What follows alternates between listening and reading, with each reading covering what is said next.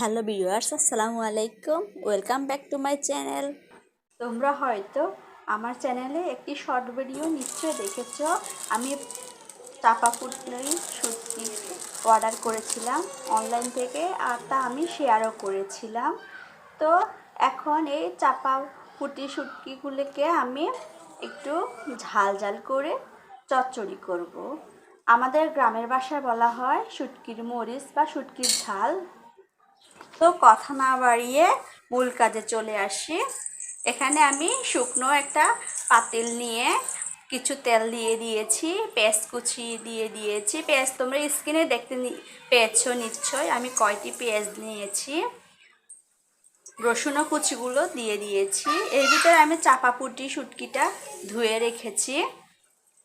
তারপর আবার কাঁচামরিচ ফালি করে সামান্য একটু লবণ দিয়ে ভালো করে নেড়ে ছেড়ে দিচ্ছি।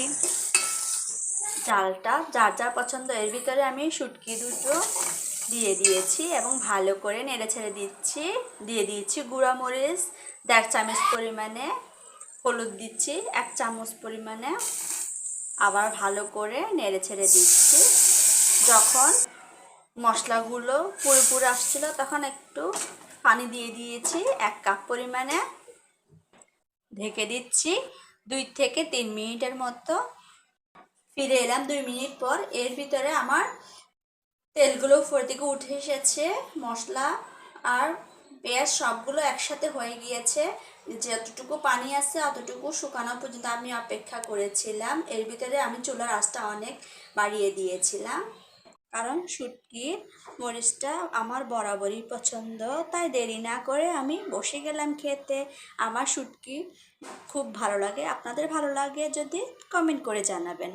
গরম গরম ভাতের সাথে এই শুটকিটি একবার খেয়ে দেখুন। এরকম নতুন নতুন ভিডিও পেতে চ্যানেলটাকে সাবস্ক্রাইব করে পাশে থাকুন। ভিডিওটি দেখার জন্য ধন্যবাদ। আল্লাহ হাফেজ।